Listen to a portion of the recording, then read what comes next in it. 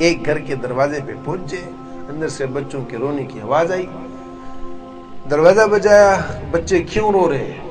کیا بھوکے ہیں؟ کیوں گھر میں کچھ نہیں ہے؟ کہ نہیں۔ کہا تم نے عمر کو نہیں کہا کہ عمر کا اور ہمارا فیصلہ تو قیامت کے دن ہوگا، وہ ہمارا امیر بنا ہے، وہ ہماری خبر نہیں لیتا۔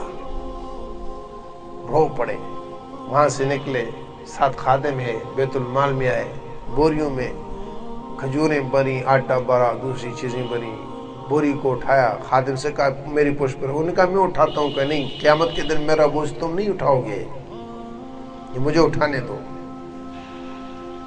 تاکہ قیامت کے دن کے سوال و جواب سے میں بچ جاؤں۔ اور جا کر وہاں خود ہانڈی میں ان چیزوں کو ڈالا، آگ جلائی، اس کو پکایا، ان بچوں کو اٹھایا، وہ سو چکے تھے، ان کو اپنے ہاتھوں سے کھلایا۔ جب وہ کھیلنے لگ گئے تھوڑی دیر بیٹھے اور کہا اس لیے دیکھا، میں نے ان کو روتے ہوئے دیکھا تھا، جی چاہا کہ ان کو ہنستے ہوئے بھی دیکھ لوں۔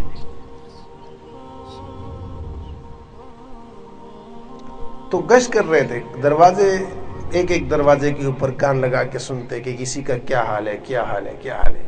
ایک دروازے پہ پہنچے تو اندر سے ایک عورت کی آواز آ رہی، بیٹی سے کہہ رہی کہ دودھ میں پانی ملا دو۔